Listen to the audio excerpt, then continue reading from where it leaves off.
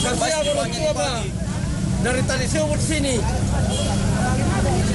Anak-anak di rumah. Protes sejumlah korban gempa terjadi di depan kantor Dinas Sosial Kabupaten Mamuju. Dinas Sosial Kabupaten Mamuju mewajibkan korban yang ingin mendapat bantuan sembako memperlihatkan kartu keluarga agar bantuan tepat sasaran.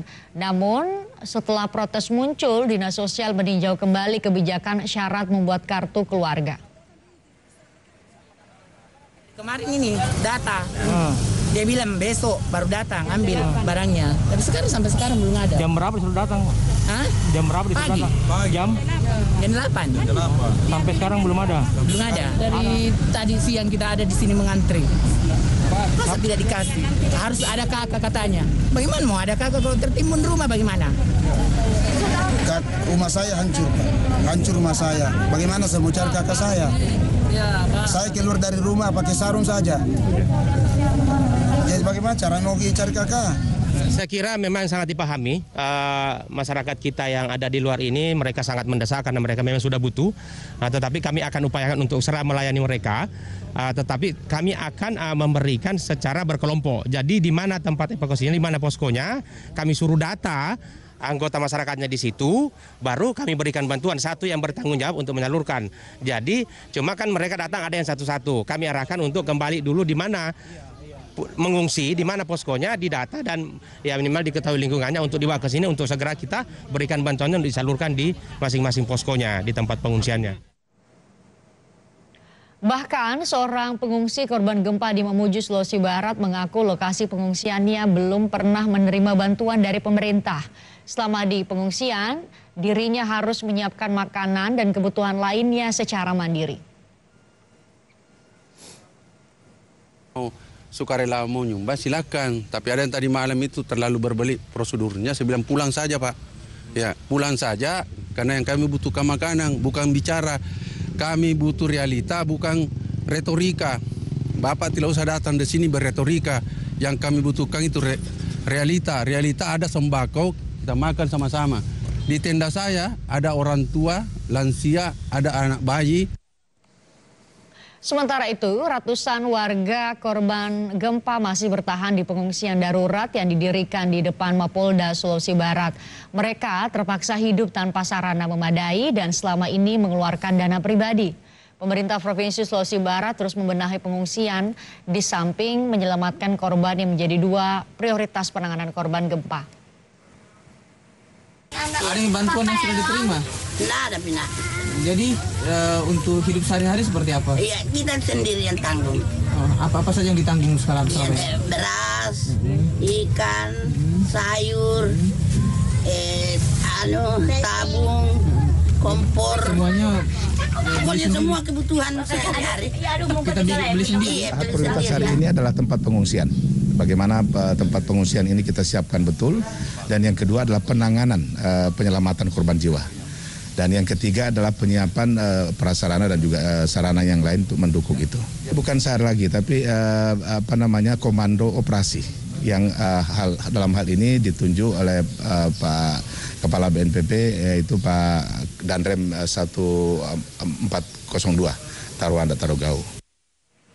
Pencarian korban gempa di Mamuju hari ini, saudara, melibatkan anjing pelacak. Jumlah personel pun ditambah menjadi 200 orang untuk mendapat hasil yang maksimal.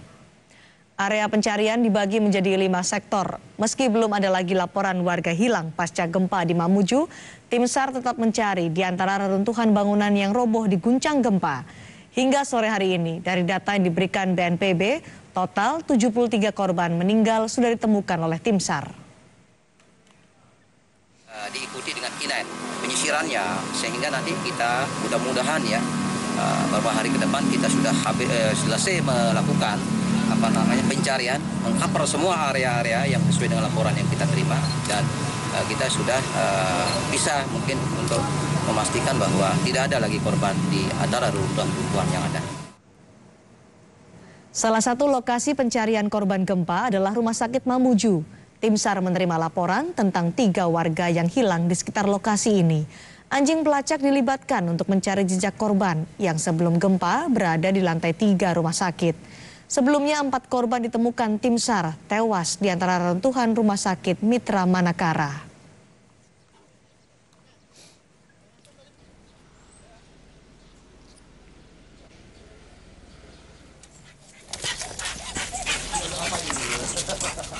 Basarnas mengimbau warga yang kehilangan anggota keluarganya segera melapor ke tim SAR gabungan. Laporan dari warga akan mempermudah kerja tim SAR gabungan yang dipastikan mengupayakan penyelamatan korban dengan maksimal. Kita harus sinergi dengan masyarakat, dengan potensi yang ada di sana, agar melaporkan kepada pos gabungan yang ada di Mamuju keluarga yang merasa kehilangan. Sehingga dari informasi itu kita akan laksanakan evakuasi. Sekarang masih didata terus berapa yang keluarga kehilangan, kita akan laksanakan evakuasi pencarian. Ada 1-2 yang sekarang sudah dilaksanakan operasi pencarian pertolongan terhadap kebutuhan, tapi kita butuh informasi lebih banyak. Saudara, Kementerian Pekerjaan Umum dan Perumahan Rakyat (PUPR) mengerahkan 6 alat berat untuk membersihkan puing reruntuhan kantor Gubernur Sulawesi Barat. Material reruntuhan yang terdiri dari baja beragam jenis jadi kendala pembersihan. Pembersihan puing reruntuhan kantor Gubernur Sulawesi Barat melibatkan alat berat yang didatangkan dari Balai Wilayah Sungai Sulawesi III dan dari Balai Pompengan Jeneberang. Kantor Gubernur menjadi fokus awal pembersihan sebelum ke wilayah lain seperti RSUD Sulawesi Barat dan kantor Korem 142 Tarawada Tarogau.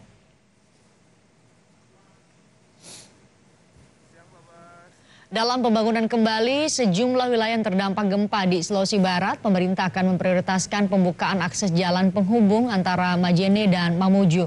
Menteri Pekerjaan Umum dan Perumahan Rakyat Basuki Hadimulyono yang mendatangi Mamuju hari ini mengatakan selain pembukaan akses jalur penghubung, pemerintah juga akan membersihkan puing-puing bangunan yang rusak akibat gempa dan juga pembangunan fasilitas penunjang kebutuhan warga di pengungsian. Selatan. Jadi beberapa hal. Pertama, prioritas kami adalah membuka konektivitas ke Majene dan Mamuju supaya bisa dicapai seperti semula. Jadi tadi ada jembatan yang ada jalan yang kena longsor. Alhamdulillah menurut laporan. Jadi kami di sini Ketua Satgas PU adalah Saudara Insinyur Thomas Aiden, ya, Direktur Jalan Dirjen Bina Marga Kementerian PUPR, ya, dibantu oleh kepala-kepala balai. Di sini ada kepala balai jalan, kepala balai sumber daya air, dan kepala balai cipta karya, dan kepala balai perumahan. Ini semua nanti akan dibawa komando Pak Thomas Aiden. Pertama tadi prioritasnya membuka konektivitas Mamuju dan Majene, sehingga BBM bisa masuk dari segala arah. Yang kedua, saya harus membersihkan puing-puing. Itu dalam waktu tadi baru saja mendapat laporan bahwa semua korban menurut Basarnas sudah bisa diperkirakan sudah dievakuasi semua. Sehingga kami bisa bekerja untuk membersihkan dan saya kasih waktu tidak lebih dari 2 minggu semua harus bersih. Sementara itu, upaya pemulihan jaringan listrik yang rusak akibat gempa terus dilakukan oleh PLN. Saat ini jaringan listrik yang sudah kembali normal sekitar 70%. Perbaikan jaringan berlangsung di sejumlah titik kerusakan. Pemulihan pasokan listrik saat ini difokuskan pada pasokan listrik untuk fasilitas umum.